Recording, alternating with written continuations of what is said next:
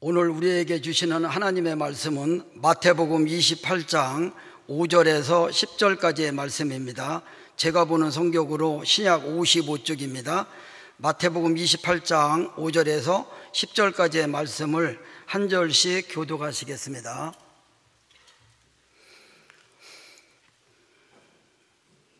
천사가 여자들에게 말하여 이르되 너희는 무서워하지 말라. 십자가에 못 박히신 예수를 너희가 찾는 줄을 내가 아노라.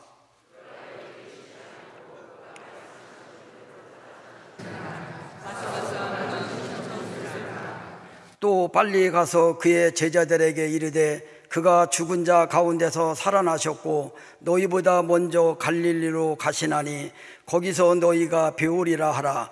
보라, 내가 너희에게 일렀느니라 하거늘.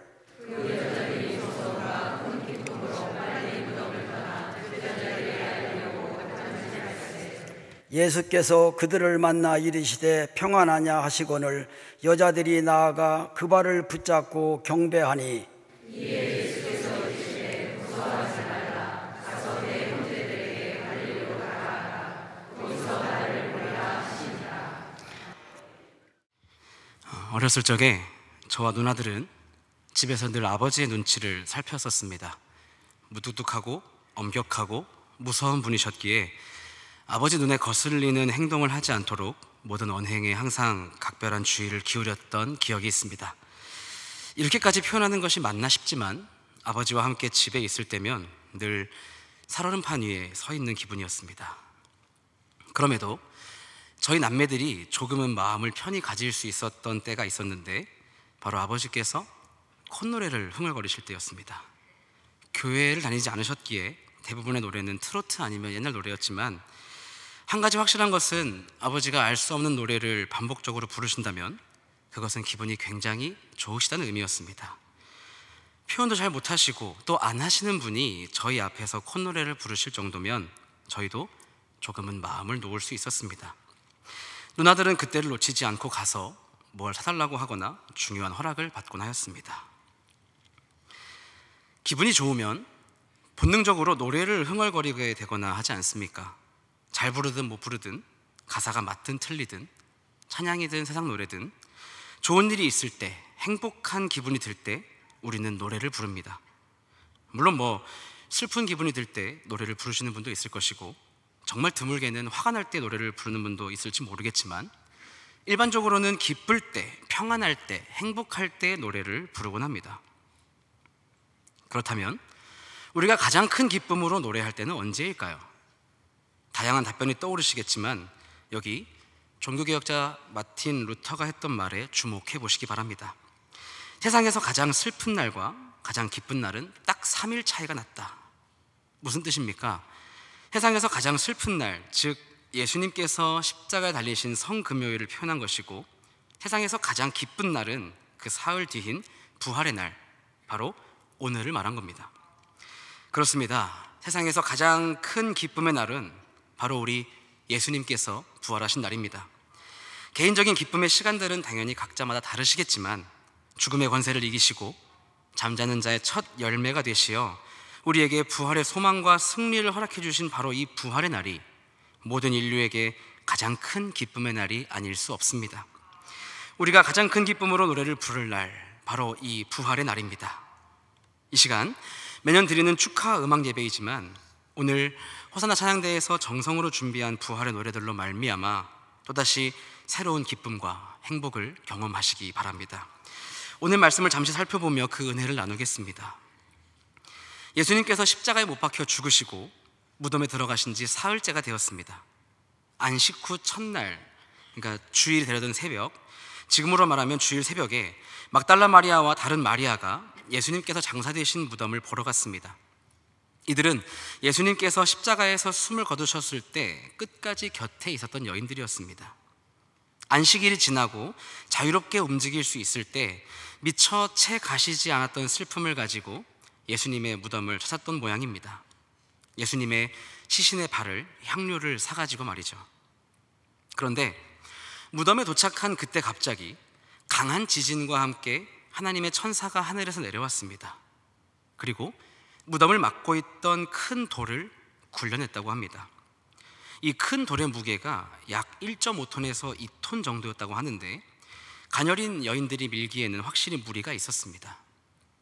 안 그래도 마가복음에서는 두 여인이 예수님의 시신의 발을 향료를 가져가며 그 입구에 큰 돌을 누가 옮겨줄까 걱정하며 갔었는데 마침 천사가 내려와서 그 돌을 굴려준 것이죠.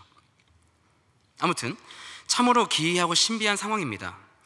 모든 상황을 지켜본 당시 무덤 경비병들은 기절하였고 아마 이 두 여인도 기절 직전이었을 겁니다. 그때 천사가 말합니다. 오늘 읽었던 본문 5절과 6절을 쉬운 성경으로 읽어드리겠습니다. 천사가 그 여자들에게 말했습니다. 두려워하지 마라. 너희가 십자가에 못 박히신 예수님을 찾고 있다는 것을 알고 있다. 예수님은 여기 계시지 않다. 말씀하신 대로 다시 살아나셨다. 와서 예수님이 누우셨던 곳을 보아라. 부활의 소식을 전한 천사는 빨리 가서 제자들에게 이 소식을 알리고 갈릴리로 가라고 하였습니다.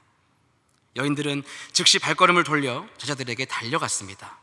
본문 8절도 쉬운 성경으로 읽어드립니다. 여자들은 재빨리 무덤을 떠났습니다. 그들은 두려우면서도 매우 기뻤습니다.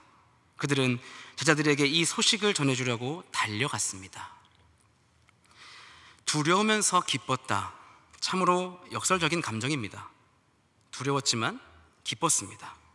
기이한 현상을 목격하고 천사와 직접 대면한 두려움이 채 가시지 않았으나 그럼에도 예수님께서 죽은 자 가운데서 다시 살아나셨다는 것을 전혀 의심하지 않았기에 그 큰 기쁨이 압도적으로 몰려왔습니다. 제자들에게 그 소식을 전하러 가는 여인들의 발걸음은 빠르고 가벼웠습니다. 한 걸음 한 걸음 기쁨의 자욱이 남았습니다. 끝까지 예수님의 십자가 곁에 머물렀던 여인들이 예수님의 부활 소식을 가장 먼저 듣게 되었습니다. 그 벅찬 감동과 기쁨을 어떻게 주체할 수 있었을까요?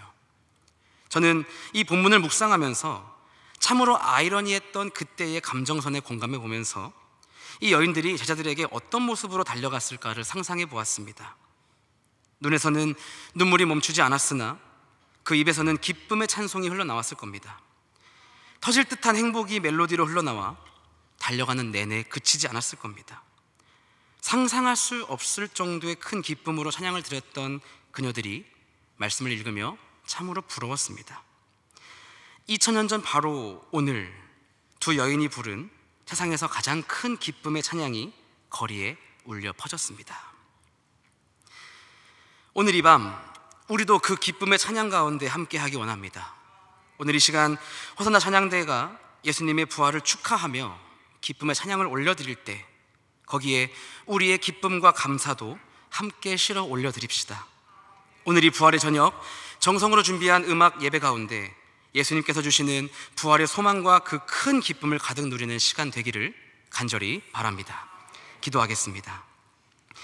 은혜로우신 아버지 하나님, 택하신 저희를 위하여 부활의 소망을 주심에 감사와 영광을 올려드립니다. 예수님의 부활 소식을 듣고 큰 기쁨으로 다름질했던 두 여인을 기억하며 오늘 이 밤 우리도 큰 기쁨의 찬양을 하나님께 드리기 원합니다. 들어지는 찬양의 가사 한 소절 한 소절마다 은혜와 기쁨이 흘러넘치는 시간 될 수 있도록 인도하여 주옵소서. 온 성도가 함께 한 마음으로 찬양하오니 우리의 찬양과 축하를 흠양하여 주시옵소서. 다시 사신 구세주 예수님의 이름으로 기도합니다. 아멘.